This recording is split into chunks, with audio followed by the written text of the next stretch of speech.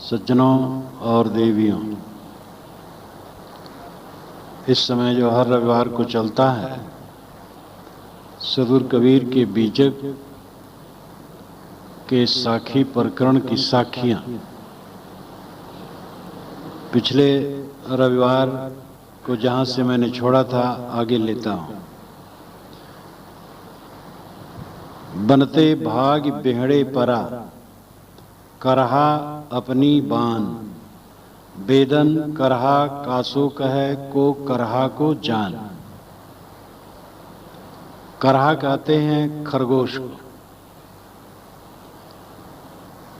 One से जंगल से भाग करके बेहड़े में पड़ गया। बेहड़े ने बीहड़, उबड़ खाबड़ जगह और गहरी जगह। खरगोश की तेज भागने की आदत होती है। किसी शिकारी के डर से तेज भगा और जा करके एक बीहड़ जगह में फंस गया। भगा तो रक्षा के लिए, लेकिन गहरे गड्ढे में जहां की झाड़ियां थी, उलझन थी, उसमें गिर गया।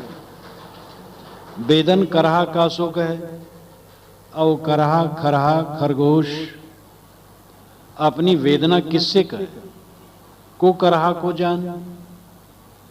उस खरगोश की तकलीफ को कौन जाने। ये अन्योक्ति अलंकार में सदगुरु वेशधारियों के लिए कहते हैं। ये जीव की आदत है बंधन बनाने की। हर जगह ये बंधन बनाता है। राग करता है या द्वेष करता है। ये राग द्वेष इसको बांधते हैं, आदत है इसकी। गृहस्थी में सब बांधते ही एक दूसरे को। किसी किसी को व्याकुलता हुई, गृहस्थी छोड़ दी तो भगा, तो बेहड़े में पड़ गया। किसी संप्रदाय के झाली झंखाड़ में पड़ गया और गहरे में चला गया। अब वहां पर उस तकलीफ को किससे कहें, क्योंकि वहां मान मर्यादा हो गई। मान मर्यादा है लेकिन अबोध है, समझ नहीं है, या और वहां बंधन बना लिया। वह तकलीफ किससे कहे। बाहर अगर खरगोश होता मैदान में तो एक तरफ से दूसरी तरफ भाग जाता है। अब गहरे गड्ढे में है, वहां से कैसे भागे। गृहस्थी में होता तो इधर नहीं उधर भाग जाता है। अब साधु के संप्रदाय में आ गया और एक जगह दीक्षा ले लिया और समझ लिया यहीं से सब कुछ होगा। अब पीछे से लगता है कि ठीक नहीं है, तो शर्मा शर्मी पचमुआ काल घसीटन हार। वो शर्मा शर्मी पच के मरता है। बंधन बनाने की आदत है। साधु वेश धर करके भी अगर बंधन बनाया जाए तो वेश से कुछ कल्याण होने वाला नहीं। कौन बंधन में है, कौन निर्बंध है, इसकी समीक्षा अपना ही करना पड़ेगा। हम बंधन में हैं कि निर्बंध में, दूसरे की समीक्षा हम नहीं कर सकते। अपने आप को निर्बंध और दूसरे को बंधन मान प्रायः मानते हैं। ये साखी प्रायः साधु के लिए कही गई। हम आशा करते इसमें भी कोई साधु हो सकते हैं तो सावधानी से काम करेंगे।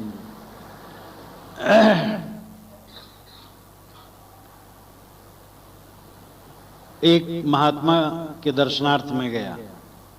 आज से कोई 25 वर्ष की पूर्व की बात है। तो उन्होंने अपने वैराग की बड़ाई, त्याग की बड़ाई बहुत की। उनके शिष्यों ने सब की। हम 65 हाथ कपड़ा पहनते, इससे ज्यादा नहीं पहनते हैं। यानी 3 हाथ चौड़ा और 5 हाथ लंबा है तो 15 हाथ हो गया। पैसा नहीं रखते हैं, कापी नहीं रखते हैं। रात भर कापी रखेंगे तो उसका जो किला है निकाल देंगे, क्योंकि धातु है। बड़ा वर्णन किए। मैंने कहा हाँ महाराज, आपके यहाँ तो त्याग, बड़े बड़े त्यागी होते हैं, बहुत बड़ा त्याग है। अब देखिए आप में दिगंबरी होते हो तो सूत भी नहीं पहनते हैं। कह रहे वो तो उनका नरक होता है। एकदम छुटे हुए गए, उनको तो नरक होता है। मैंने कहा ऐसा क्यों। कहे ठंडी महीने में जब वह जहाँ जाते हैं उनके चेले गहरा गड्ढा खोदते हैं, उसमें लकड़ी पैरा भरते हैं, जलाते हैं, उसको गर्म करते हैं। जब वो उपयुक्त गर्म हो जाता है, उसमें रहने लायक होता है, तो वो साधु उसमें रहते हैं। और एक दो बात कहे, ये भी नहीं कि शालीनता से उन्होंने कही हो, एकदम उलझ गए कि उनका तो नरक होता है। अनेक त्यागियों में ये प्रायः प्रपंच है कि हम मुक्त हैं और दूसरे बंधे हैं।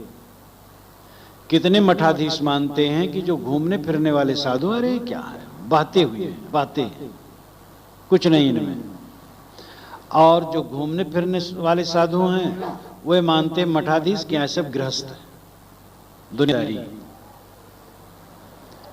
त्याग वैराग वालों में अपने को बड़ा त्यागी मानना, दूसरे को छोटा त्यागी मानना, ये महारोग है। और इस रोग से अनेक लोग लिप्त हैं, लेकिन विवेकवान ऐसा नहीं मानते। मठाधीश भी कितने होते हैं जो वैरागवान होते हैं, विचरणशील भी वैरागवान होते हैं। विचरणशील में भी उठपटांग हो सकते हैं और मठाधीशों में भी हो सकते हैं। सदगुरु विशाल साहब ने कहा,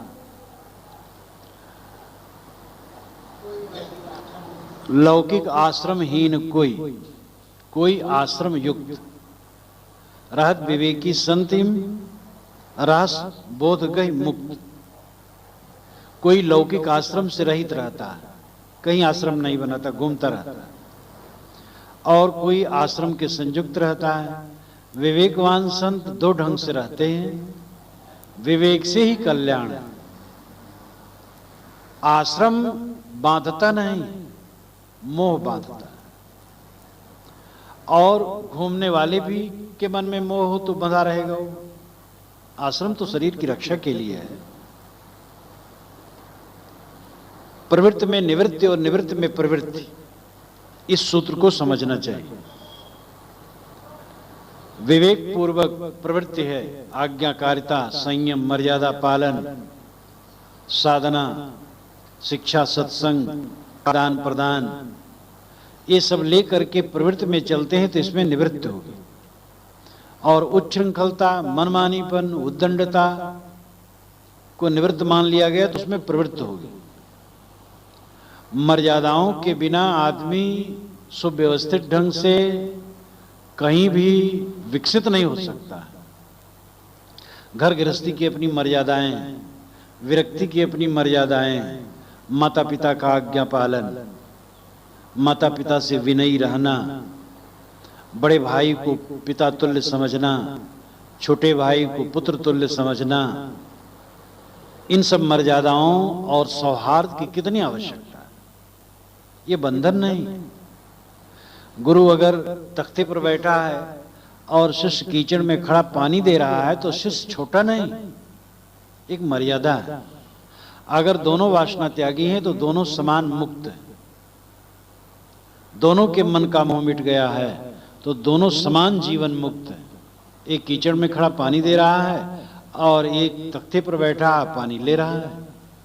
ये लौकिक मर्यादा है, लेकिन अंदर में दोनों की पवित्रता है तो दोनों एक समान है। दो देह गुरु शिष्य पारक कालाए, दो देह जब दूर बहाए, ये श्री पूर्ण साहब ने कहा।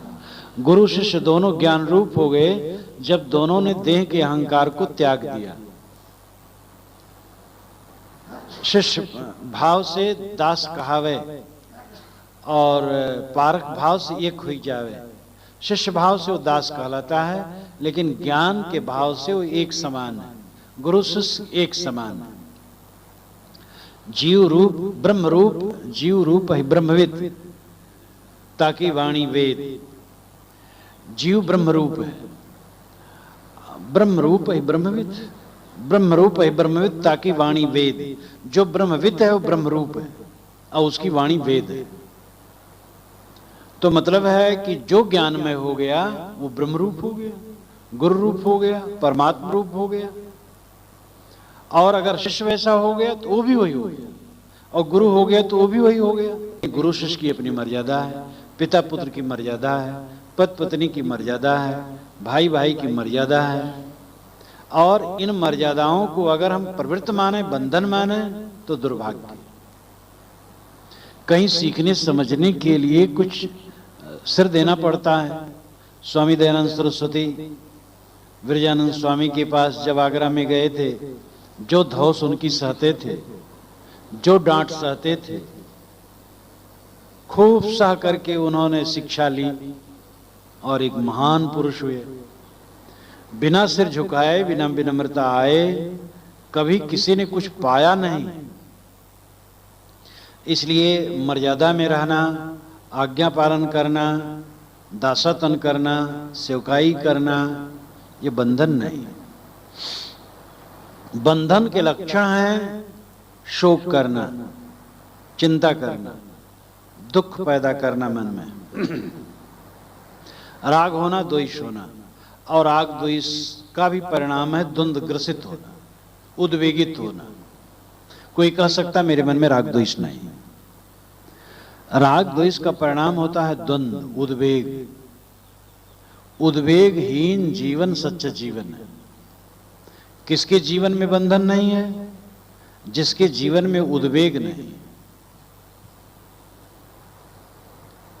तो इसलिए कौन बंधन में है और कौन निर्बंधता में है, ये दूसरे की परीक्षा कभी न कीजिएगा, अपनी परीक्षा कीजिएगा। स्वसंवेद्य, बंधन और मोक्ष दोनों स्वसंवेद्य, इन्हीं स्वयं जाने जा सकते हैं, दूसरा नहीं जान सकता है।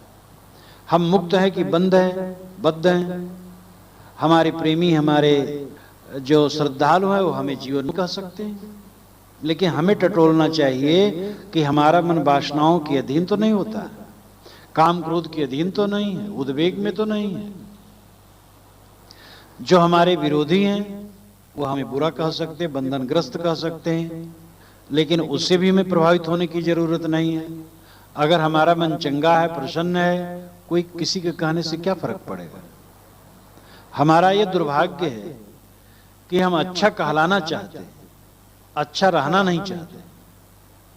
सच्चा साधक अच्छा रहना चाहता है, अच्छा कहलाना नहीं चाहता है। अच्छा कहलाने से कोई फायदा नहीं। 4 दिन की जिंदगी है, कोई अच्छा कहता है, कोई बुरा कहता है। अच्छे बुरे, अच्छा बुरा कहने वाले नहीं रह जाएंगे, और मेरे शरीर के लिए जो अच्छा बुरा कहा जा रहा है, मेरा शरीर भी नहीं रह जाएगा। इसमें क्या मूल्य? मूल्य तो है हमारा अपना अच्छा रहने में, हम अच्छा रहें। तो आदमी घर गृहस्थी छोड़ा, विरक्त हुआ शांति के लिए, और विरक्त होकर के और राग द्वेष और प्रपंच और उलझन और उद्वेग, तो दुर्भाग्य। वो मानो मैदान से आकर के गड्ढे में गिर गया। कितने लोग विरक्त तो होते हैं लेकिन बोध नहीं, भटकते हैं। एक 65 वर्ष के महात्मा को मैंने अयोध्या के उत्तर देखा, जहां मेरा निवास था, वहां आए। 20 वर्ष की पूर्व की घटना होगी। खड़ेश्वरी थे। कभी कभी मैं आपसे कहता हूं, खड़े खड़े रहते थे, खड़े नहाते थे, खड़े खाते थे, खड़े टट्टी करते थे, खड़े सोते थे। एक छोटी तख्ती लिए रहते थे, रस्सी में फंसा करके किसी लकड़ी में लटका देते थे, उसे सीना टिका करके सो जाते थे, झूल करके। 65 वर्ष की उम्र थी। हमारे भक्त ने कहा कि हमारे गुरुजी से मिलो। आए, हमसे मिले, मौन भी रहते थे। उनको लेकर के मैं बाहर गया, मैं भी खड़ा हो गया, खड़े खड़े बात हुई। अब मौन थे, उस रेट पर लिखते थे। वो कहते थे कि उन्होंने लिखा कि मैंने कहा आप कौन है? कहे मुझे कुछ पता नहीं। तम्बाकू खाते थे वो। मैंने कहा आप तम्बाकू क्यों खाते? कहे आदत है। हम कहे आप खड़े रह रहे हैं? वो करीब 11 बरस से खड़े थे और उनका पैर फूला था, मवाद बहता था। हम कहे इतने दिनों से आप खड़े रह सके, तम्बाकू नहीं छोड़ सके? और खड़े रहने से क्या मिला आपको? कहे मैं बैठ तो जाऊं लेकिन भगवान का डर लगता है। 15 वर्ष के लिए प्रतिज्ञा किया हूं, बीच में कोप न कर दे। हम कहे भगवान कोप नहीं करेगा, भगवान दयालु होता है। तो कहे भंडारा अगर हो जाए तो कर दूं। भंडारा मेरे पास पैसा नहीं। मैंने कहा मैं भंडारा करवा दूंगा, जिस भगत से कहूंगा वही कर देगा। कितना साधु आप खिलाएं? कहे 10-15 हमके हो जाएगा। काफी उनको समझाया, लेकिन फिर देखा ज्यों के त्यों। अब इतने दिन बीत गए हैं, न मैं कौन हूं कुछ ज्ञान है, तमाकू नहीं छूटा है। एक प्रसिद्ध महात्मा को मैंने देखा हरिद्वार में, बुजुर्ग और महान तपस्वी और अच्छे, पुस्तक रख करके फूल पत्ते उस पर चढ़ा रहे थे। जब मैं पहुंचा, बातचीत करने लगा तो सरल बहुत थे, उसको छोड़ के हमसे बात करने लगे। विद्वान थे, तपस्वी थे, त्यागी थे, सदाचारी थे। पुस्तक पढ़ने की चीज है, फूल पत्ती चढ़ाने की चीज नहीं। तो संप्रदायों के इतने धोखे भी हैं, इतनी भ्रांतियां भी हैं कि बोध के बिना आदमी भटकता है। बनते भाग बेहड़े परा, करहा अपनी बान, बेदन करहा कासो कहे को करहा को जान। मैदान से भाग करके खरगोश गड्ढे में पड़ गया। अब वहां अपने दुख को किससे कहे, भाग नहीं सकता है। ऐसे गृहस्थी छोड़ के विरक्ति में आए और विरक्ति में और उलझ गए।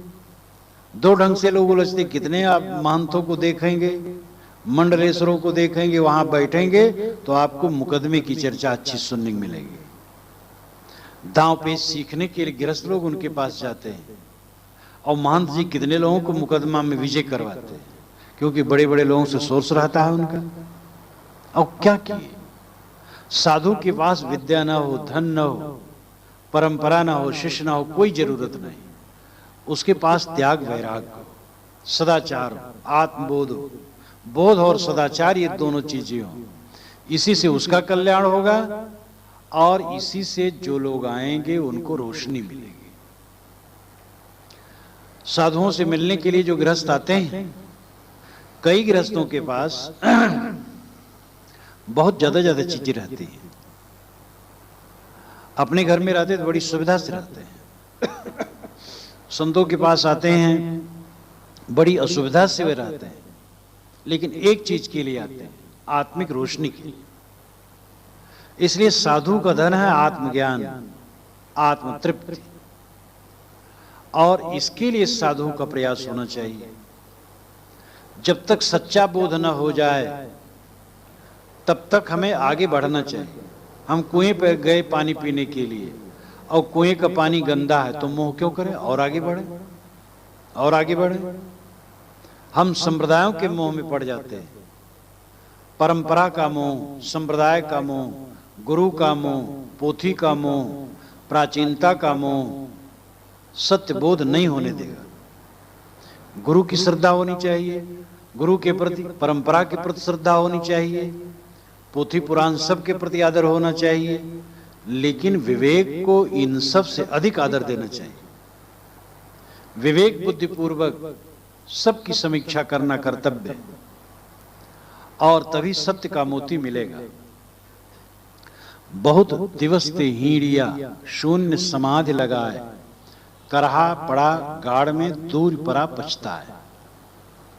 बहुत दिवस ते हीड़िया शून्य समाधि लगाए। कितने महात्माओं ने, कितने योगियों वैरागियों ने, कितने साधकों ने बहुत दिन से शून्य में समाधि लगा करके हीड़िया नाम खोजा। शून्य समाधि को हमें समझ लेना चाहिए। चित्त की वृत्ति को शून्य कर देना एक अलग बात है, और शून्य में खोजना अलग बात है। ध्यान की अवस्था ही है चित्त को शून्य कर देना। यह सहज नहीं, जल्दी से नहीं हो जाता, प्रयास करते करते होता है कि चित्त एकदम शांत हो जाता है, वृत्ति रहित हो जाता है। मानो फिर वृत्ति आई, फिर छोड़ दिया जाता है। काफी समय तक चित्त एकदम निर्वात, वृत्ति रहित, शांत। तो चित्त को शून्य करना ये तो समाधि लाभ है, लेकिन शून्य में खोजना ये अज्ञान है। शून्य में खोजना, आकाश पाताल में खोजना, भगवान या मोक्ष को बाहर खोजना, इस संसार में भ्रम है कि भगवान बाहर मिलता है। और महात्माओं के इतिहास में भी ये मिलता है कि अमुक चले तो भगवान को खोजने गए, वहां नहीं पाए। बाराबंकी की तो भगवान को खोजने गए, वहां नहीं पाए। बाराबंकी की श्री प्रेम साहिब जो भी जीवित हैं, 80 वर्ष के हैं, जब गोरखपुर से निकले अयोध्या आए, भगवान को खोजने के लिए सरजू के तट पर रहे, रेतों में घूमते रहे कि रात में रहूंगा तो यहाँ भगवान मिल जाएंगे। नहीं मिले, ज्यादा दिन नहीं रहे, क्योंकि उनके पिता फैजाबाद में संस्कृत के आचार्य थे, तो सोचे वो कहीं पता पाएंगे, यहाँ आ जाएंगे, पकड़ ले जाएंगे, तो भाग गए वहां से। लखनऊ की तरफ जा रहे थे कि एक जगह भूखे हुए ट्रेन से उतर पड़े बाराबंकी जिले में, तो वहाँ एक कबीरपंथी कुटिया थी, वहाँ पहुँच गए। तो कबीर साहब का बीजक मिल गया, उसको पढ़ने लगे। तो पढ़ते पढ़ते उनको बड़ा संतोष मिला, फिर इधर प्रेरणा हो गई, इधर आ गए। तो हमसे बताते थे कि मैं यही सोचता था अयोध्या में जाऊंगा और माझा में सरजू के रेत में खोजूंगा रात में, और वहां बैठ जाऊंगा और दृढ़ कर लूंगा भगवान मिलो तो जरूर मिल जाएगा। तो इस प्रकार पुराणों में लिखा है, ऐसी भावना होती है कि भगवान बाहर मिल जाएगा। भगवान सबके अंदर में, मिलना नहीं, मिला समझना, खोजना नहीं, खोजना छोड़ना। कबीर उल्टा ज्ञान का कैसे करूं विचार, बैठे से ही पथ कटे चला चली नहीं पार। बैठने से पथ चला चली नहीं पार, बैठने से पथ कटेगा, चलने से नहीं कटेगा। बैठ जाओ तो मंजिल पा जाओगे, चलोगे तो मंजिल दूर हो जाएगी। यहां शारीरिक ढंग से बैठने नहीं, बैठने का मतलब मन स्थिर हो जाए। सहजे हीरा नीपजे जो मनावे ठौर, अगर मन ठौर में आ जाए तो सहज ही हीरा मिल जाए। तो साहब कहते हैं बहुत दिन से लोग खोजते हैं, शून्य में समाधि लगाकर बाहर खोजते हैं।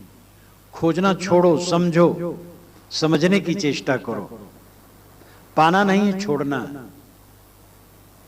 ये भी एक अद्भुत बात है। पाना नहीं है, छोड़ना है।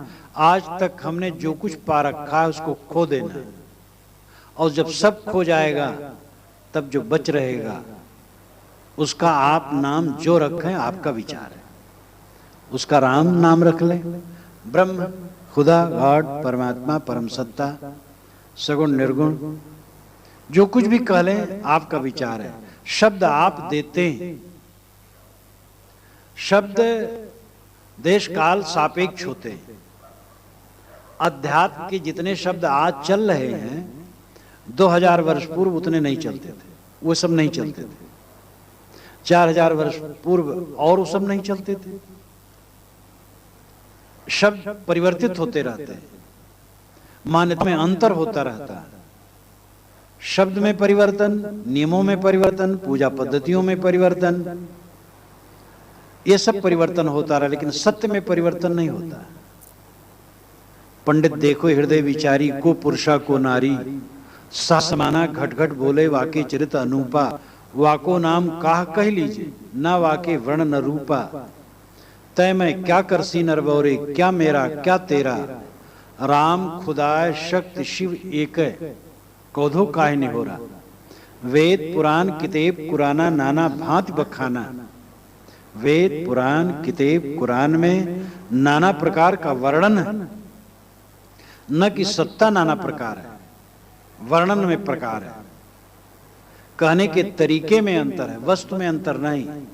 पानी, आग, वाटर, जल, तो नीर, शब्दों में अंतर है, वस्तु में अंतर नहीं। कबीर साहब अपनी वाणियों में इसको तो बारंबार उन्होंने कहा। तो हम शब्दों के पीछे, कहें कबीर भटकत फिरे पकड़ शब्द की छाए, शब्दों की छाया पकड़ करके हम भटकते हैं, खोजते हैं। खोजना छोड़ो, जो अपने पास है उसको छोड़ना शुरू करो। अपने पास क्या है? तंबाकू है, बीड़ी है, सिगरेट है, शराब कबाब है, सुगनी है, खैनी है, और कुछ है, अपना अपना सब सोच लो का है, उसको पहले छोड़ो। फिर मोह माया है, ममता है, उसको छोड़ो। सबसे निकट माना गया शरीर है, शरीर का मोह भी छोड़ना है। मैं शरीर नहीं हूं, शरीर एक खोल है, कुछ दिन मेरे निवास के लिए, मैं शुद्ध चैतन्य हूं, आत्मा हूं। शरीर के न रहने पर भी मैं रहता हूं। आज ही नहीं, कल भी था, परसों भी था, 10 वर्ष पूर्व भी था, 20 वर्ष पूर्व भी था, 50 वर्ष पूर्व भी था, और इसी तरह इस शरीर के पूर्व भी था, और इस शरीर के बाद भी रहूंगा। और इस शरीर के जो कण हैं ये भी रहेंगे, लेकिन शरीर के रूप में नहीं रहेंगे। इस संसार में वह उपस्थित नहीं होता है जो नहीं होता है, और इस संसार में जो है वो अनुपस्थित कभी नहीं होता है। केवल रूप बदलता है, केवल स्थान का अंतर होता है, आकार बदलता है, न कुछ मिटता है, न कुछ नए सिरे से बनता है, बस वही वही सब रहता है। आत्मसत्ता की नित्यता का बोध होना चाहिए। आत्मा अजर अमर और नित्य, इसका विनाश नहीं होता, और देह नश्वर है, और देह का फल यही है कि आत्मा का बोध पाले और भय मिट जाए, जीवन में पूर्ण निर्भयता आ जाए। भय एक कायरता है, भय एक मनोभावना है, भय एक विकार है। आसक्ति का पुत्र है भय। जिसकी आसक्ति समाप्त हो जाती है उसका भय समाप्त हो जाता है। इसीलिए दुनिया के संतों को आप निर्भय पाए, चाहे ईसा हो, चाहे बुद्ध हो, चाहे दयानंद हो, चाहे कबीर हो, चाहे सुकरात हो, चाहे लाओ त्से हो, चाहे और कोई हो, इनको आप देखिए निर्भय रहे। महात्मा गांधी राजनीतिक थे, लेकिन राजनीतिक होते हुए भी उनमें महात्मापन बहुत था, और इसीलिए कितना निर्भय थे। कोई भी हो, वो किसी के नाम से नहीं लिखा है, सबके अंदर में वही तत्व है। आप में भी जब ज्ञान पूर्ण विकसित हो जाएगा और मोह ममता मिट जाएगी तो आप भी निर्भय हो जाएंगे, और मोह ममता मिटने से आप कर्तव्य नहीं छोड़ देंगे। कबीर साहब ने इस विषय को तो खूब कहा, मोह ममता त्याग और पूरा कर्तव्य निभाना। कमल पत्र हैं संत जन रहे जगत के माए, बालक केरी धाय जो आपन जानत नाय। कमल के पत्ते पानी में रहते हुए पानी में लिपायमान नहीं होते। बालक की धाय नौकरानी सेवा करने वाली सेवा करती है, लेकिन मोह नहीं करते। ये सीख वो बारंबार देते हैं। गीता बारंबार यही कहती है, कर्म करो, ममता न करो, कामना न करो, कर्म करो। मोह छोड़ देने के बाद कर्म भी छोड़ दिया जाए, महाविनाश हो जाएगा। यही है, साधु रहते कर्म छोड़ दे, यहां बैठने लायक नहीं रहेगा। आप आते हैं, स्वच्छ देखते हैं, इनका कर्म है। सुबह उठ करके झाड़ू ऊपर से नीचे तक लगाया जाता है, पोंछा जाता है पूरा चप्पा चप्पा, बटा रहता है हिस्सा। कौन ब्रह्मचारी किधर पोछेगा, महीने में बटा रहता है, सब पोंछ डालते हैं। इसकी आवश्यकता है। आप भी अपने घर को धोते पोछते हैं। कर्म के बिना तो जीवन में उज्ज्वलता आ ही नहीं सकती।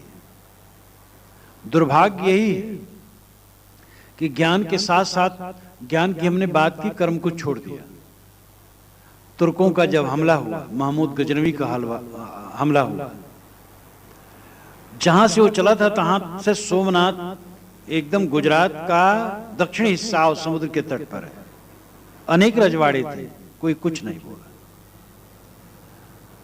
और कितने ऐसे विद्वान थे जो राजा के मंत्री थे, और वे वेदांत पर, कर्मकांड पर, पूजा प्रतिष्ठा पर, तीर्थ पर, योग पर, भक्ति पर बहुत ग्रंथ संस्कृत में लिखे हैं।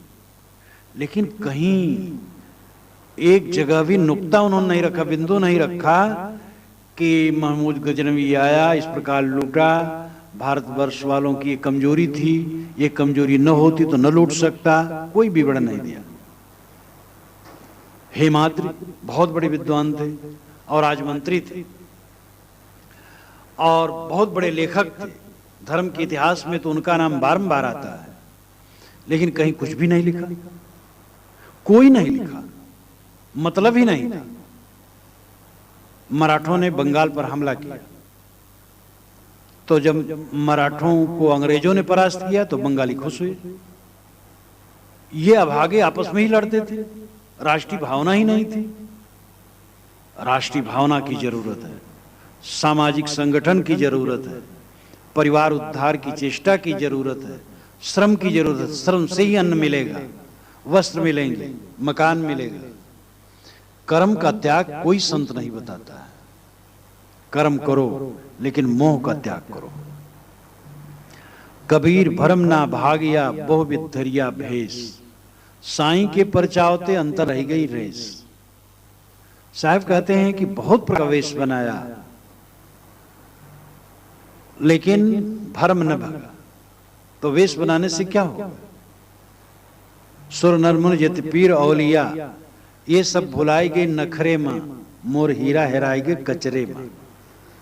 साहब की वाणी इतनी मार्मिक, बड़ी सरल देहाती भाषा में वो कहते हैं। कई बार खड़ी बोली में उनकी वाणी है, लेकिन देहाती लेके, और कहीं कहीं बिल्कुल देहाती जैसे। सुर नरमुन यति पीर औलिया, ये सब भुलाई गए नखरे में, मोर हीरा हेराई गए कचरे में। हम वेश के नखरे में भूल गए, वेश बनाते रहे और इतनी मिट्टी से हाथ धोना चाहिए, इतनी बार धोना चाहिए, इसकी बड़ी व्याख्या करते रहे। नहाने धोने की व्याख्या करते रहे। शूद्र की परछाई पड़ जाए तो कपड़े के सहित नहाना चाहिए। एक तरफ भारतीय परंपरा का ज्ञान है कि एक ही ब्रह्म है, सत्ता एक ही है, या कम से कम ये तो सब मानते हैं कि सभी में वही तत्व है। और दूसरे तरफ भाई को भाई अछूत कहता है। हमारे देश में एक बहुत बड़े वर्ग को अछूत कहा गया और इसने भारतवर्ष के कमर को तोड़ दिया। साहब कहते केवल वेश बनाने से काम ना होगा, भ्रम हमारा भागना चाहिए। कबीर भ्रम ना भाजिया बहुविध धरिया भेष। बहुत प्रकार का वेश धरा, लेकिन मन की भ्रांति नहीं गई, मन का भटकाव नहीं गया। साईं के परचावते अंदर रह गई रेस। साईं नाम स्वामी, ब्रह्म, आत्मा, परमात्मा, परम सत्ता के लिए साहब साईं शब्द का प्रयोग करते हैं। परम सत्ता का परिचय करते कराते अंतर में रेस रह गई। रेस यानी दुख, पीड़ा, अध्यास, वासना। हम चर्चा करते रहे, जीवन बिता दिए ब्रह्म की चर्चा करते करते, आत्मा की चर्चा करते करते, लेकिन भय न मिटा, अध्यास न मिटा, मोह न मिटा, अज्ञान न मिटा, बोध में स्थिरता नहीं हुई। तो चर्चा करने से क्या हुआ ना? हम चर्चा करते रहे, जीवन बिता दिए ब्रह्म की चर्चा करते करते, आत्मा की चर्चा करते करते, लेकिन भय न मिटा, अध्यास न मिटा, मोह न मिटा, अज्ञान न मिटा, बोध में स्थिरता नहीं हुई। तो चर्चा करने से क्या हुआ? हमारी चर्चा आचरण के रूप में बदल जानी चाहिए। जो कुछ हम कहते हैं हमारी करनी में ढल जाना चाहिए। इसीलिए साहिब की ये साखी है, करनी करे सुपूत हमारा, कथनी कथे सुनाती, रहनी रहे सो गुरु हमारा, हम रहनी के साथी। जो कथनी करता है वो हमारा नाती है, जो करनी करता है हमारा पुत्र है, जो रहनी में रहता हमारा गुरु है, हम रहनी के साथी। कथनी, करनी और रहनी, वाणी से कथनी, इंद्रियों से करनी, मन से रहनी होती है। ज्ञान की चर्चा आवश्यक है। कहत सुनत छूटे कलुष, छूटे कलुष। ज्ञान की बातें कहते सुनते मन के विकार छूटते हैं। इसलिए ज्ञान की चर्चा होनी चाहिए, लेकिन चर्चा के साथ हमें आचरण करना चाहिए, करनी करना चाहिए। कितने प्रवक्ता हैं पान खा करके तब भाषण करते हैं, तंबाकू ओठ में दबा करके तब लेक्चर देते हैं। और यही नहीं, राजनीति का लेक्चर, धर्म का लेक्चर, ज्ञान का लेक्चर देते हैं। तो लेक्चर का क्या मतलब होता है? तो कथनी हमारी करनी में आए, आचरण में आए, आचरण में आए, और आचरण रहनी में आए। रहनी यानी रहना, टिकना, ठहर जाना, मन का स्थिर हो जाना। ज्ञान की चर्चा, पवित्र आचरण और मन की शांत, ये क्रमशः कथनी, करनी और रहनी है। कथनी है ज्ञान की चर्चा, करनी है इंद्रियों के पवित्र आचरण, और रहनी है मन की शांति। तो तीनों से कल्याण होने वाला है। केवल चर्चा में रुक जाने से काम नहीं बनेगा। करनी में चलते हैं तो बहुत बढ़िया है, पवित्र आचरण है तो बहुत बढ़िया है, लेकिन जीवन की पूर्णता नहीं। पवित्र आचरण मात्र जीवन की पूर्णता नहीं है, पवित्र आचरण उसकी भूमिका है। अंत में तत्वबोध होना चाहिए। मर जाने के बाद क्या रहे? याज्ञवल्क्य ने जनक से कहा बृहदारण्यक उपनिषद में, उपनिषद सौरभ कुछ दिन में आपके हाथ में आ जाएगा। उन्होंने कहा कि जनक, मर जाने के बाद कहां जाओगे जानते हो? कि भगवान नहीं जानता। याज्ञवल्क्य ने कहा मैं जानता हूं जहां जाओगे। मैं बताऊं? कि हाँ बताइए।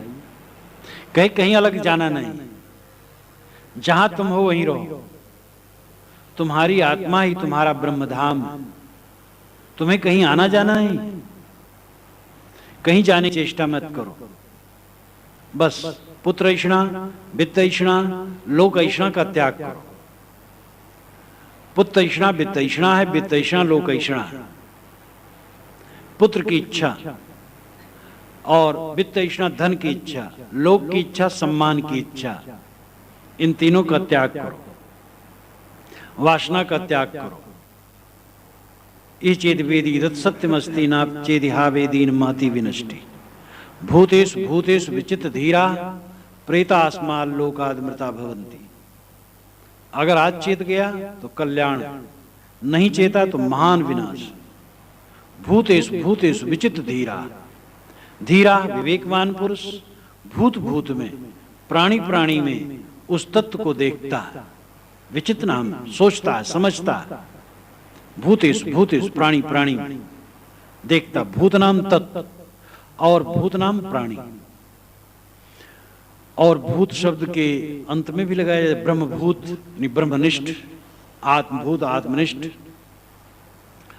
तो भूतेषु भूतेषु नाम प्राणी प्राणी में उसी तत्व को देखता है। प्रेतास्माल लोकादमृता भवन्ति, वह इस भौतिक धरातल से ऊपर उठ करके अमृतत्व को प्राप्त करता है। आत्मानं चेत विजानीयात् अयमस्मीति पुरुषः किमिच्छन् कस्य कामाय शरीर मन संजरेत्। जिसने समझ लिया ये आत्मा ही, ये पुरुष ही मैं हूं, अयम अस्मि। आत्मानं चेत विजानीयात् अयम अस्मीति पुरुषः, अयम अस्मित्, मैं यह हूं, मानी ये जो चेतन है, पुरुष है, ब्रह्म है, मैं यही हूं। ऐसा जो समझ लिया, किमिच्छन् किस इच्छा से, कस्य कामाय किस कामना से, शरीर मन संजरेत, शरीरम अनु संजरेत, शरीर के पीछे चलकर, शरीर का अहंकार करके, शरीर के राग रंग में लग करके वो क्यों बुखार चढ़ाए रखेगा? शरीर तो एक साधन है, साध्य है, आत्मस्थित। तो याज्ञवल्क्य ने कहा अय जनक, जहां तुम्हें जाना है कहीं जाना नहीं। ये तुम्हारा आत्मलोक ही ब्रह्मलोक है, तुम्हारी आत्मस्थिति ही ब्राह्मी स्थित है, इसको समझो। साहब कहते हैं साईं के परचावते अंतर रह गई रेस।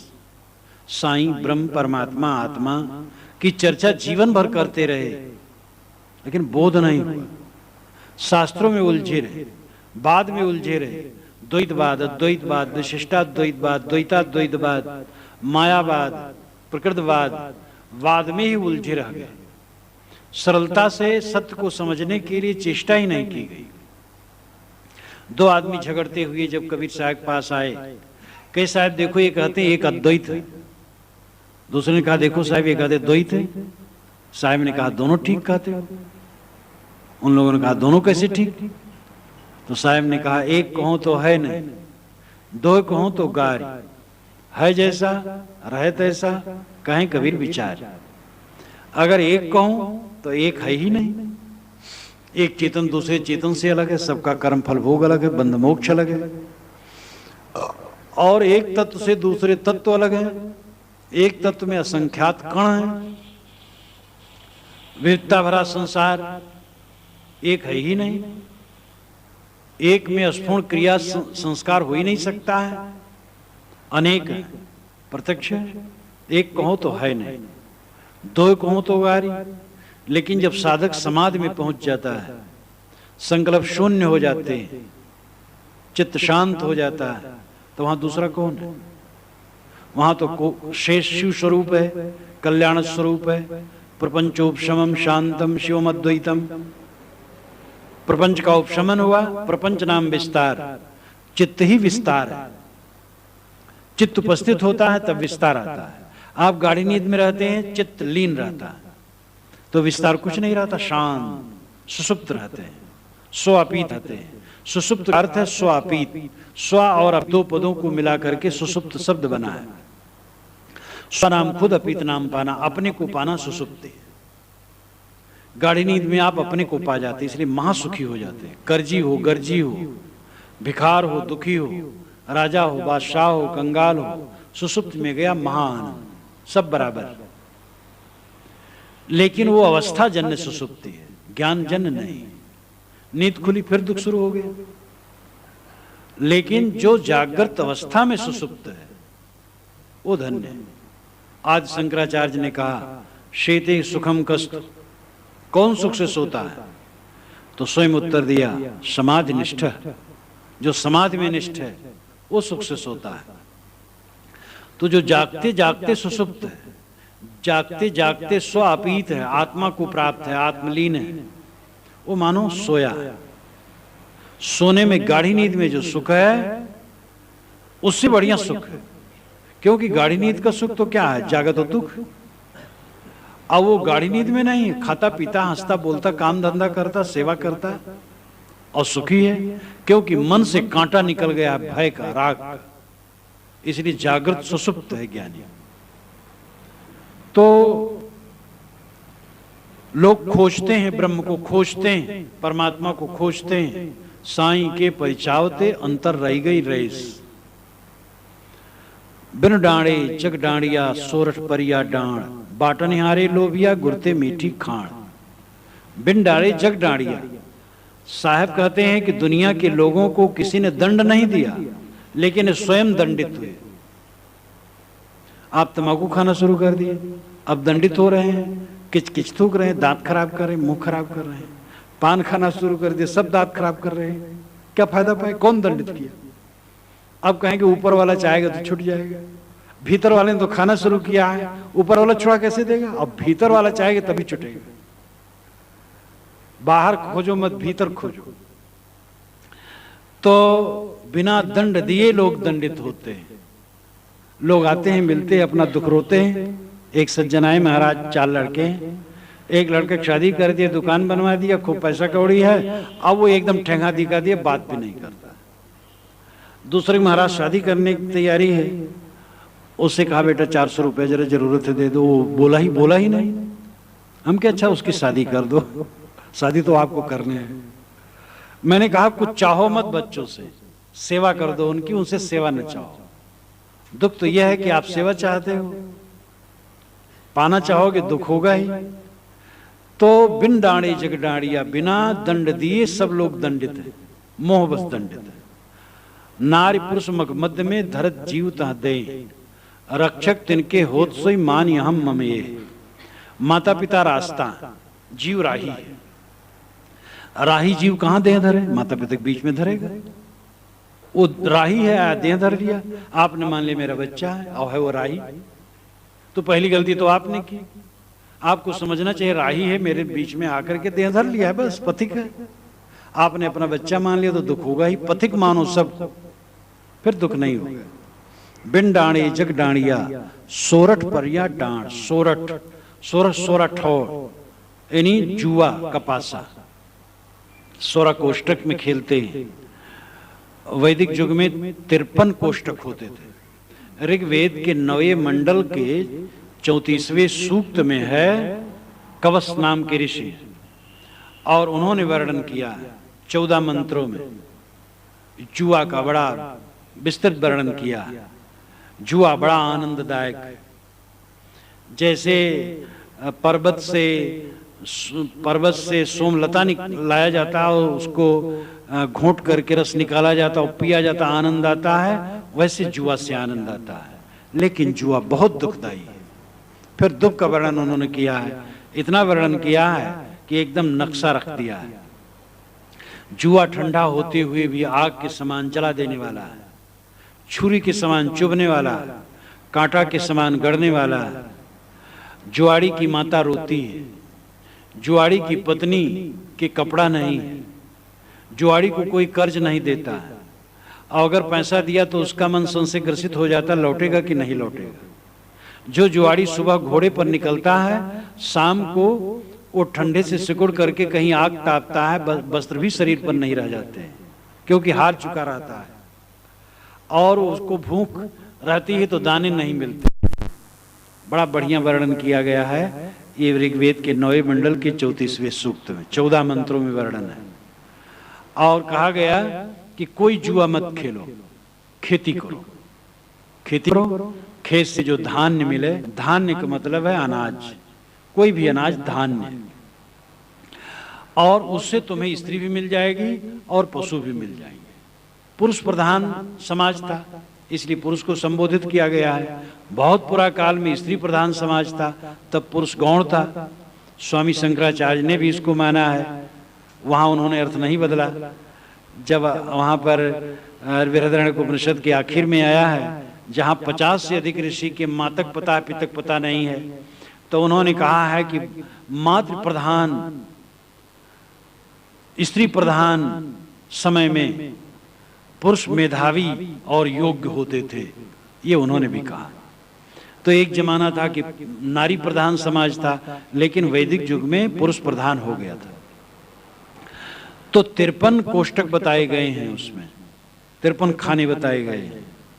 तो जुआ सोरठ पर्याडात, सोरठ का लाक्षणिक करते जुआ डांड पड़ गया, यानी तुम्हारा जुआ फेल हो गया। ये मानो जीवन एक जुआ, लेकिन इसमें तुम हार गए। जुआड़ी जब हार जाता है उसकी दयनीय दशा देखो। और इसी प्रकार लोगों की दशा है, सब जुआड़ी, सब हारे, और जवानी में नहीं हार लगती, लेकिन है हार। बुढ़ापन पहुंच करके पता लगेगा पूरी हार हो गई। कोई कहा नहीं मानता है और कहा मनवाने की इच्छा है, इंद्रियां शिथिल हैं, भोगने की इच्छा है, तो एकदम जुआ हार जाओगे, बुढ़ापा में तकलीफ होगी। इसलिए पहले से जीतो। बाटनी हारे लोभिया गुरते मिट्टी खान, साहब कहते लोभी लोग बाटनी हार गए, बाटनी नाम दांव, ये लोभी लोग दांव हार गए। लोभी ही तो ठगाता है, कबीर लोभी के गांव में ठग नहीं पड़े उपास, जो जहिमत को लोभिया तहघट ठग को बास। अगर ठग आ गया और कहता है मैं 1 का 4 गुना देता हूं, 1 रुपया लाओ 4 रुपये बना दूंगा, सब लोभी इकट्ठे हो जाएंगे रुपया लेकर और हारेंगे। और क्या होगा, लोभी ही हारता है। तो बाटन हारे लोभिया, ये भोग के लोभी, सम्मान के लोभी, पुत्र के लोभी, धन के लोभी, पद के लोभी, ये अपने जीवन को हार गए। गुड़ ते मीठी खाण, साहब कहते गुड़ से, यानी गुड़ से खाण मीठी होती, शक्कर मीठी होती और अच्छा होता है। गुड़ जो है, गुण की दृष्टि छोड़ो, लेकिन उसकी परिपक्वता की दृष्टि से गुड़ कच्चा माल है, और शक्कर शोध करके परिशोधित है और पक्का माल माना जाता है। गुड़ ते मीठी खाण, यहाँ केवल निर्देश है कि गुड़ को हम खाण न बना पाए, कच्चे माल को हम पक्का माल नहीं बना पाए। ये कच्चा माल मानो जीवन हमें मिला, इसको और कच्चा कर डाले, और भोग वासना मोह माया और अनेक प्रकार व्यसन और कुकर्म में इसको और कच्चा कर डाले। ये जो कच्चा माल मिला था मानव जीवन, इसको हमें शोध करके पक्का करना था, लेकिन हमने इसको पक्का नहीं किया, और इसलिए हम अपने जीवन को हार गए। मलया गिर की बास में वृक्ष रहा सब गोय, कहवे को चंदन भया मलया गिर ना होए। साहब कहते हैं मलयागिर की सुगंधी में, मलय, मलय गिर कहते हैं एक वृक्ष होता है, वो पर्वतों में होता है और वो बहुत कीमती होता है। उसकी सुगंधी जितने फैलती है, चारों तरफ के वृक्ष सुगंधित हो जाते हैं, चंदन बन जाते हैं। लेकिन चंदन वृक्ष की सुगंधी से चंदन नहीं बनते, मलय गिर की सुगंधी से चंदन बनते हैं। अब ये तथ्य है कि केवल कवि कल्पना है, केवल समझाने के लिए, ये हमें पता नहीं। जैसे पारस मणि केवल काल्पनिक है, पारस पत्थर, सर्प मणि काल्पनिक है, सांप की भी मणि बड़ी कुछ नहीं, काल्पनिक है। कल्प वृक्ष काल्पनिक है, तो कई चीजें ऐसी होती जो काल्पनिक होती हैं और बातों को समझाने के लिए कभी लोग उसका प्रयोग करते हैं। मलय गिर भी ऐसा हो तो पता नहीं, हो सकता हो, परंतु यहाँ तो अन्न खाना है और पसेरी से केवल तौल लेना, पसेरी नहीं खाना है। बटखरे से, बाट से अन्न तौल लेना और पकाना है, बटखरा थोड़े पकाना है। मलयागिर की बास में वृक्ष रहा सबको, मलयगिर की सुगंधी में आसपास के सारे वृक्ष गोय नाम लिपायमान हो गए, छिप गए, सब चंदन बन गए। कहवे को चंदन भया, वो कहने के लिए सब चंदन हो गए, लेकिन मलयागिर न होए, वो मलयगिर नहीं हुई। ये अन्योक्त अलंकार साहब जीवात्मा के लिए देते हैं। जीव आत्मा इस शरीर के अंदर में मलयगिर है और उसकी चेतना की सुगंधी में पूरा शरीर चैतन्यमय दिखता है। हाथ चलते हैं, पैर चलते हैं, आंखें चलती हैं, सारी क्रियाएं होती हैं, लगता है सब चैतन्य है, लेकिन वही निकल गया, सब बेकार पड़ा रहता है, कुछ नहीं चलता है। तो कहवे को चंदन भया, ये कहने मात्र का शरीर चैतन्य दिखता है, हो जाता है, लेकिन मलयगिर नहीं होता, चेतन नहीं होता। चेतन अलग है, जड़ अलग है, शरीर अलग है और शरीरी अलग है, भोक्ता अलग है, भोग्य अलग है। इस भेद को समझना चाहिए। दाल भात को रोटी सब्जी नहीं खाते, न तो पीढ़ा और लोटा खाते। भोग को भोग नहीं भोगते, भोक्ता भोग को भोगता। भोक्ता आत्मा, भोग्य पदार्थ, जड़ पदार्थ। जहां ये माना जाता जड़ ही जड़ है, चेतना नाम की कोई चीज ही नहीं है स्थिर, तो ये मानते ही कि भोग ही भोग को भोग रहा है। इस शरीर में एक अस्थाई चैतन्य है जो दृष्टा, भोक्ता, मनता, करता है और वो सारे संस्कारों का ग्रहण करता और जमा करने वाला है। इसीलिए 50 वर्ष के बाद भी स्मृति में लाता है और 100 वर्ष का आदमी 90 वर्ष पुरानी बातों को भी याद करता है, क्योंकि संस्कारों का धारक एक अस्थाई आत्मा है। संस्कार ही संस्कार होते तो उसको जोड़ने वाला कौन होता? एक आदमी रूप देखे, एक आदमी शब्द सुने, एक आदमी गंध सूंघे, एक आदमी रस चखे, एक आदमी स्पर्श करे, तो पांचों का ज्ञान एक छठे को नहीं होगा। लेकिन इस जीवन में हम देखते हैं कि जो कुछ रस चखा जाता है उसको मैं जानता हूं, और जो छुआ जाता है वो भी जानता हूं, जो नाक से ग्रहण होता है वो भी मैं जानता हूं, आंख से देखा जाता है वो भी मैं जानता हूं। तो इसका मतलब है पांचों ज्ञानेंद्रियों द्वारा जो ज्ञान ग्रहण होता है उन सब का धारक मैं हूं। पांचों ज्ञानेंद्रियां स्वतंत्र नहीं है, वह हमसे ही शासित है, आत्मा से ही शासित है। इसलिए इस शरीर में आत्मा एक स्वतंत्र द्रव्य है जो नित्य है, अनादि है, अनंत है, सदा रहने वाला है, और वह आत्मा ही चैतन्य है, ज्ञानमय है। तो साहब कहते हैं वो जीव आत्मा इस शरीर में है तो पूरा शरीर चैतन्यमय है, लेकिन ये शरीर चैतन्य नहीं है, ये शरीर जड़ है। लिल्ली घोड़ी, लिल्ली घोड़ी बचपन में मैंने देखा, आप लोग भी शायद जानते हो, कुछ इधर दूसरा कहते हो। अयोध्या से उत्तर ये शरीर जन्मा है, तो लिल्ली घोड़ी आई बच्चे का, तो उसमें मांगने वाले आते थे, तो कागज की घोड़ी बांस का ठाट बना करके घोड़ी और कागज से मढ़े और उसमें बीच में स्वयं घुसे रहते थे, कमर में बांधे रहते थे और कोड़ा लिए रहते थे और भागते थे, ही स्वयं करते थे, उसको पीटते थे, भागते थे। तो लिल्ली घोड़ी, ये शरीर लिल्ली घोड़ी है, इसको लेके हम ही भागते, चलते हैं, फिरते। जो दृष्टा है इसके अंदर में, असुन तकत अड़ी आसना पिंड झरोखे नूर, जाके दिल में हों बसा सेना लिए हुजूर। ये भी कवि साहब साकी है। इस शरीर के अंदर में जो हुजूर वो आत्मा बसता है, और पिंड झरोखे नूर, ये शरीर के झरोखों से उसका नूर बाहर विकीर्ण होता है, आंखों से दूर तक देखता है, कान से सुनता है और इंद्रियों से जानता है। तो आत्मा साक्षी चैतन्य अंदर में बैठा है, उसके रहने से शरीर जगमगाता है, वो नहीं रहेगा, शरीर बेकार हो जाएगा। इसलिए अपने स्वरूप को शरीर से भिन्न समझो, शरीर साधन मात्र समझो और अपना स्वरूप, अपने स्वरूप की स्थिति साध दे।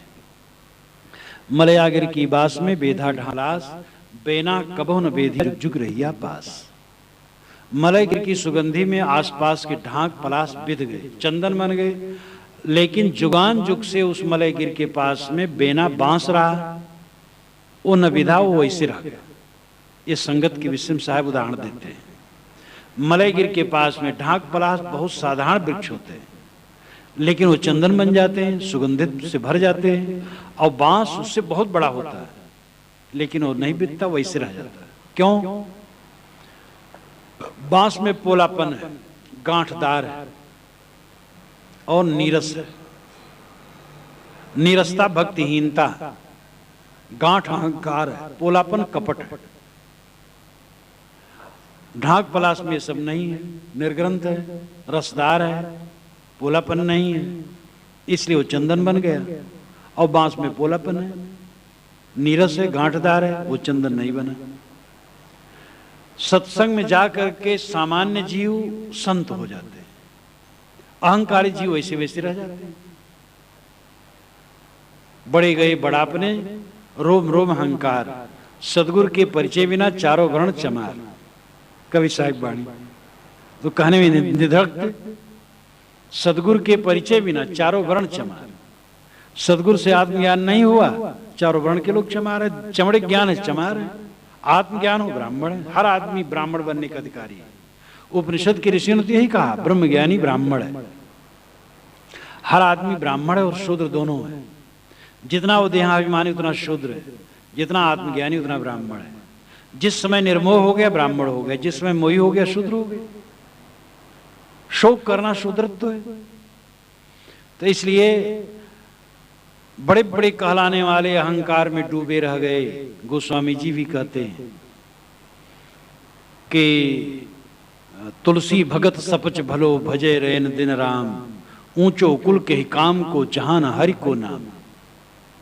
अति ऊंचे भूधरिन पर भुजगन के स्थान, तुलसी अति नीचे सुखद ईख अन्न और पान। पर्वतों पर तो सांप रहते हैं और नीची जमीन में पानी रहता है, वहां गन्ना होता है, धान होता है। विनम्र बनो, बिना विनयी बने कुछ मिलने वाला नहीं। सब ते लघुता बली, लघुता ते सब होए, जस द्वितीया को चंद्रमा शीश नवे सबको। ये कबीर साहब कहते हैं विनम्रता की आवश्यकता है। तो साहब कहते हैं कि बड़े बड़े बांस नीरस होने से, पोला होने से, गांठदार होने से चंदन न बने, और ढाक पला साधारण वृक्ष चंदन बन गए। सत्संग में विनयी जीव, जिसको हम साधारण कहते, कम पढ़े लिखे, जात पात मर्यादा और कितना पाखंड, वो सब में छोटे, और वे संत हो गए। बैठी पढ़ाइन बैठी सुकलाइन, आएग विमान गंध किनिया के, मौका भावेले भक्ति भिलिनिया के। कहने में कुछ कसर नहीं रखा है महापुरुषों ने, खूब कहा। ब्राह्मण परंपरा के लोग ही ने खूब कहा ब्राह्मणवाद पर, क्योंकि ब्राह्मण का मतलब नहीं है कि सब पाखंडी होते थे। ब्राह्मण तो एक समाज है और उसमें विचारक, चिंतक, विनम्र, उदार खूब होते थे। अब ये कितना दिल को छूने वाली पंक्ति है। बैठी पढ़ाइन बैठी सुखलाइन, आएग विमान गंध किनिया के, मौका भावेले भक्ति भिलिनिया के। इसलिए विनम्रता की आवश्यकता है। अगर हमें तरना है संसार से तो विनयी होना होगा। कबीर साहब ने कहा, भक्त दुआरा सांकरा, राई दसवें भाई, मन तो मैगल होए रहा कैसे आवे जाए। भक्ति का दरवाजा तो सकरा, राई दाने के 10वें हिस्से बराबर है, और हमारा मन हाथी बना हुआ है, तो कैसे उसमें आ जाएगा। अगर उसमें भक्ति में प्रवेश करना तो विनयी बनो। तन धन की कौन बढ़ाए, देखत अखियां मटियां मिलाई। जिसका हमें अहंकार है, जात झूठी, वर्ण झूठा, शरीर झूठा, धन दौलत झूठा, सारा सब कुछ, सारी उपलब्धियां झूठी, क्या हम अहंकार करते हैं। तब कुल काको लाजी हैं जब लय धरा मसान। साहब कहते तब तुम्हारे कुल की लज्जा कहां रहेगी जब संसार में तुम लटाए जाओ। इसलिए पहले जगने की जरूरत है। एक सज्जन से मैंने कहा कि आप सत्संग में क्यों नहीं आते हैं। कि महाराज ऐसा है, जहां आप इस समय सत्संग कर रहे हैं जरा वहां छोटे लोग ज्यादा हैं, इसलिए मुझे आने में संकोच लगता है। हम के अच्छा, आपकी कद बड़ी लंबी है, आप वहां लोग छोटे छोटे रहते, आप बड़े लंबे लंबे हैं क्या? बड़ा और छोटा क्या, ऊंच नीच है मध्य की वाणी, एके पौन एक है पानी। साहब कहते हैं ऊंच नीच मध्य की वाणी। जितने लोग तरे वे विनम्रता से तरे, ये अभिमान करके कोई तरह नहीं। इसलिए हमें विनम्र होने की आवश्यकता है। सदगुरु की वाणी में मैंने आज साधकों के लिए पहले कहा जाता, साधु सन्यासियों के लिए जो वेश तो धर लिए, मत में आ गए, लेकिन उनको सच्चा आत्मज्ञान नहीं, सच्ची रहनी नहीं, वहां से ज्यादा यहाँ उलझ गए, तो रहने की जरूरत है। फिर सदगुरु ने कहा कि ये जीवन जुआ है और इसमें हार गए, कच्चा माल को पक्का नहीं बना सके, इस कच्चे माल को पक्का बनाओ। फिर उन्होंने कहा आत्मा इस शरीर में है जो नित्य शुद्ध बुद्ध है, और उसी के नाते शरीर चैतन्य है, शरीर अलग है, आप अलग हैं, आप अपने को आत्मा समझें, शरीर नहीं। अंतिम में उन्होंने कहा कि विनम्रता से कल्याण होगा, अहंकारी बनने से कल्याण न होगा, भक्ति ही मुक्ति का दरवाजा है।